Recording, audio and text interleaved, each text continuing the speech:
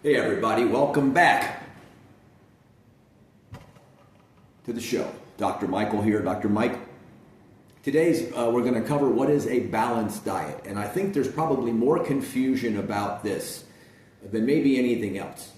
Okay, you've got these idiotic guidelines that the government put out back in the early 80s where the bottom of the food pyramid was 7 or 8 or 10 servings of starchy carbs, bread, and yikes, man, no wonder people are so obese. Okay, so let's just get this out of the way. Let's talk about a balanced diet, okay? Now, if you go on the internet and you look up balanced diet, if you look at books that are relatively new or internet sources, they talk about the 5 food groups. Okay, so let's start there. What are the 5 food groups?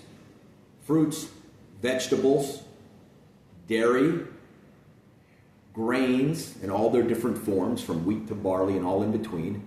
And the last one is meat. Now, if you look it up right now, if you go in there and you search a balanced diet, you know what? They replaced the word meat with protein. Protein is not a food group, okay? You idiots. Protein is a macronutrient. Proteins, fats, carbs. They're the macros. The micros are your vitamins and minerals that you need. But what they've been doing, because of the whole climate change stuff and the push for you to eat bugs instead of delicious red meat, is they changed one of the food groups from meat to protein. No, I'm talking about meat. Now let's look at the 5 food groups first. Fully admit that vegetables, people have been eating vegetables since we've been people. Tubers, things in the ground that they could find. People have been eating fruit for almost as long. Obviously, in some places, there's no fruit. What kind? You don't have fruit year round. The only reason why you can buy fruit year round in the grocery store is because they're getting it from other countries where it's summer. In the middle of winter, there's no apples growing in orchards in Connecticut or in Maine. There's no apples there. They're getting these from somewhere else. So fruits, vegetables, dairy, of course, is dairy. Cow's milk, goat's milk, whatever it is, cheese, all the forms. Grains, that's a relatively new food group. I hate when they put grains in there as a food group. Grains didn't exist 10,000 years ago. If we were doing this video 12,000 years ago, there'd be 4 food groups because grains didn't exist. So they want you to think that a food that humans have only been consuming for 10,000 years, and not even in large amounts, it's only in the last 150 years that we've been able to make bread and all of these other grain products that don't go bad in 3 or 4 days. All of the enriched white flour, all of that stuff, refrigeration, that has led to you being able to store grains for a greater period of time. So let's just eliminate grains. Grains are not a food group for human beings to eat. If you never ate another piece of bread in your life, not only would you not have any deficiencies or problems, you'd be healthier. Most people have some kind of a problem with some kind of grain. You hear about gluten all the time. And almost everybody has a little problem with gluten. They don't even know it. As you get older, those things come out more. So, gluten is one of these wheat proteins that just tears people up. So now you're down to 4 food groups: fruits, vegetables, meat, and dairy. That's a little more sensible. But if you look at some of these websites, Cleveland Clinic, if you just Google search some of this stuff, they basically tell you to eat a quarter of each. Okay, a quarter or a fifth of grains, a fifth of fruit, a fifth of vegetables, a fifth of meat, and a fifth of dairy. That's just freaking stupid. But that's just how stupid some of these people are. Not only in the government, but then you've got a bunch of these nutritionists or dietitians running these hospital groups who know nothing about nutrition. They understand meal planning, because if you think about it, that sounds like a meal plan. Okay, well, what am I going to have? Well, I'm going to have eggs and bacon. I'm going to have, over here, I'll have some grapes. For the vegetable, maybe you've got asparagus, some other vegetable group. Then I've got my bread for my grains. Okay, glass of milk maybe, or a piece of cheese. Maybe they melted some American cheese, which isn't even really cheese, on my food. So meal planning is not nutrition. Okay, so now we're down to the 4 food groups. It's simple. It's very, very simple. Now, if you look up just the 4 food groups, what you see from a lot of people is a lot of these different sites, again, mostly the medical profession, half the plate should be fruits and vegetables, a quarter of the plate should be protein, and the other quarter of the plate could be dairy, some cheese or milk. I've seen that. Again, they try and sneak the grains in there somewhere.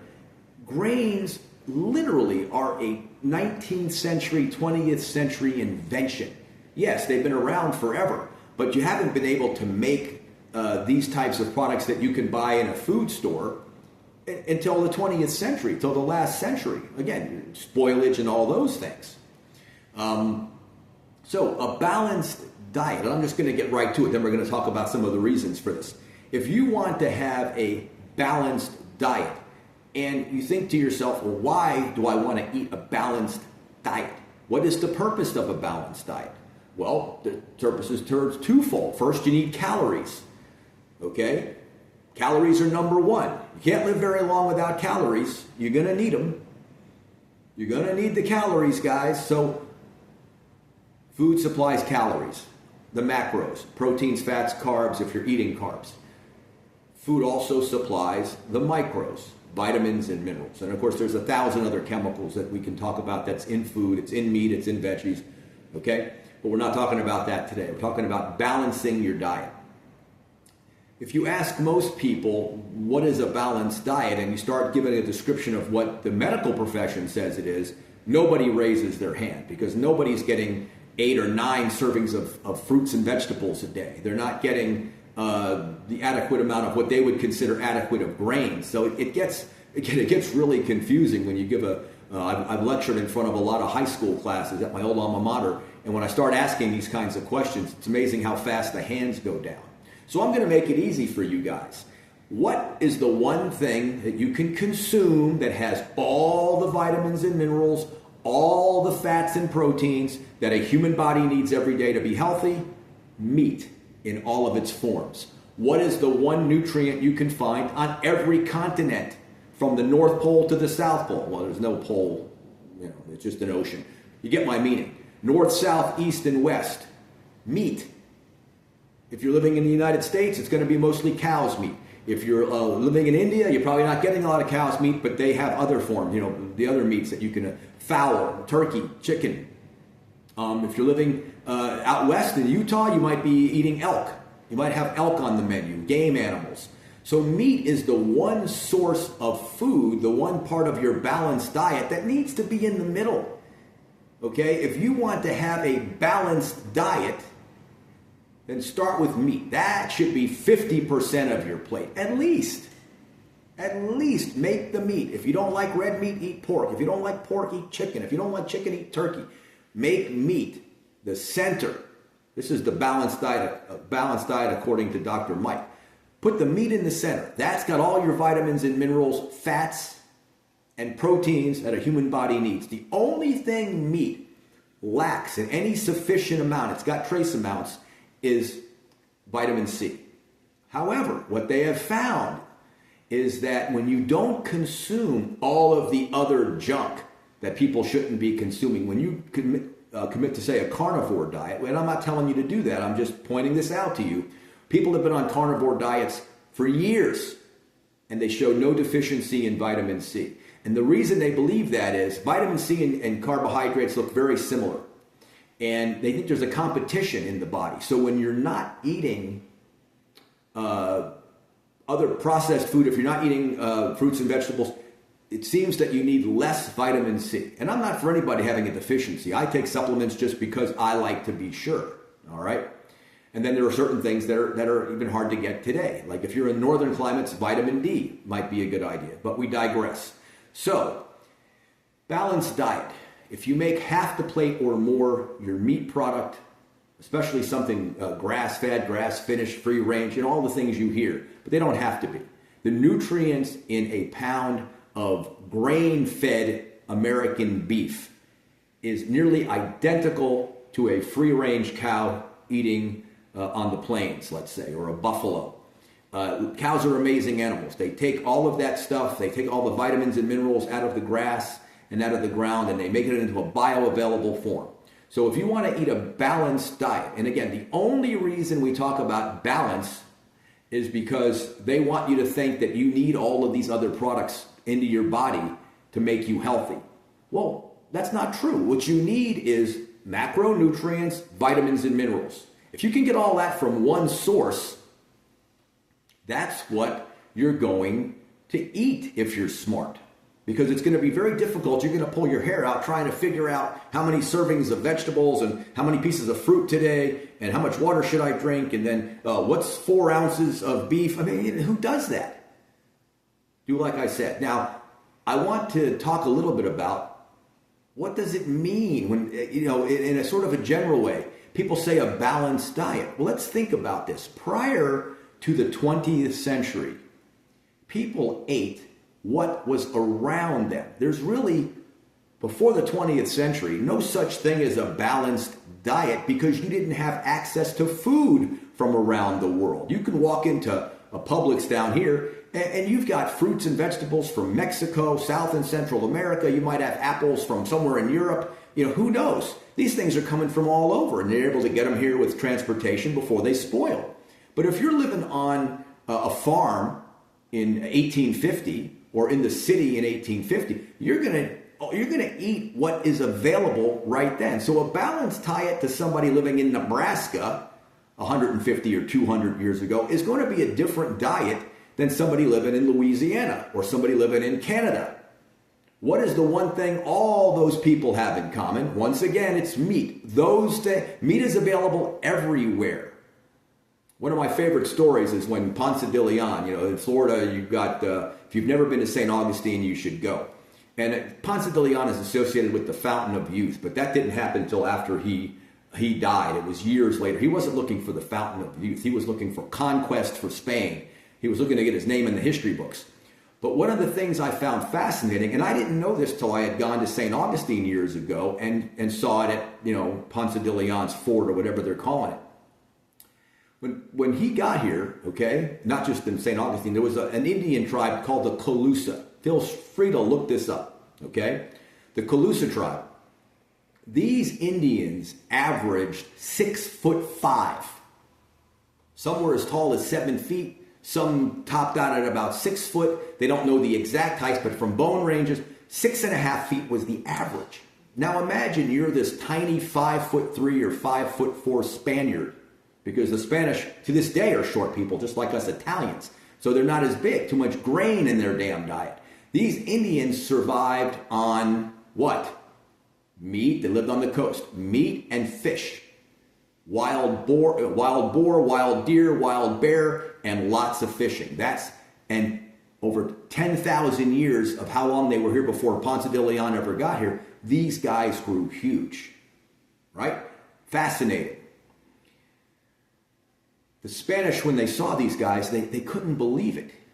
They just couldn't believe the color of the skin and their health because they were eating all the nutrients they needed. You can imagine you're coming from Spain and you're eating bric-a-brac, whatever they call the food for sailors, and maybe you get a little bit of vitamin C from a coconut or something. You can imagine how weak and sickly after months at sea. You can't wait to find land just so you can eat something whole.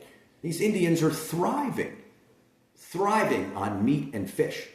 So think about that. A balanced diet up until very recently was meaningless. You ate what was available.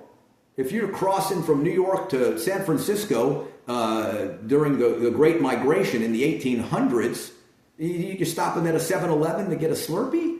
What did people eat? They had jerked meats, some bread items if they were able to store it. There's no vegetables or fruits. How long on a wagon train, how long is a bunch of apples going to last? Now, along the way, if they could find stuff, but what's in the middle of the country? All these plain states, there's no apple orchards or peaches or potatoes. They survived mostly on meat, jerked types of meats that have been salted for preservatives. So I just want to cover that. Also, let me just throw this in.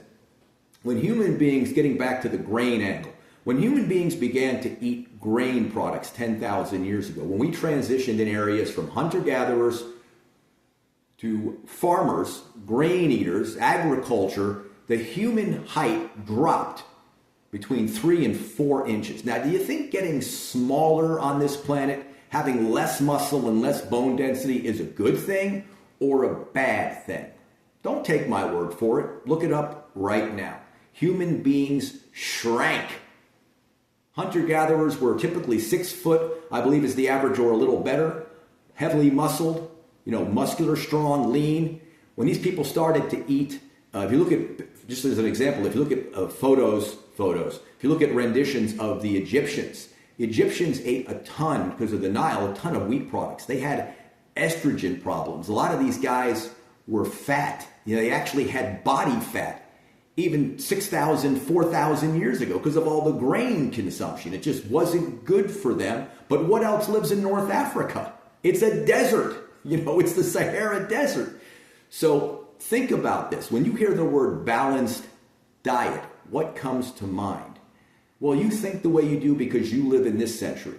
If you were living 500 years ago or 1,000 years ago or 10,000 years ago, if you were a human in the Ice Age, guess what you were eating? There wasn't any lettuce. You were eating meat.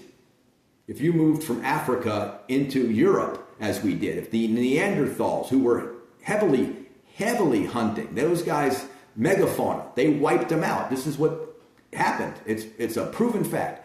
So I just want you to think about that. What is a balanced diet? Don't believe the bull you hear from dietitians and other people. Not that they're all full of it. I'm just saying. Just because a food group exists doesn't mean you should be eating it. Oh, stay away from grains. Things like fruits and vegetables have their own problems. Lots of sugar in fruit. People used to use fruit to fatten up before the winter would come. Lots of problem with vegetables, anti-nutrients, all kinds of things, lectins, and that's another video. But you have none of those problems with red meat, with pork, with chicken, with fish, with turkey. So when you think about a balanced diet, think about what will fuel you the best. Not what you can eat, which is huge. We're omnivores. What you should eat. What's going to allow the human being to thrive? That's the question you have to ask yourself. Okay, I don't think there's anything else. I was going to talk about my plate, but we handled the quarter here or whatever, the 5 food groups.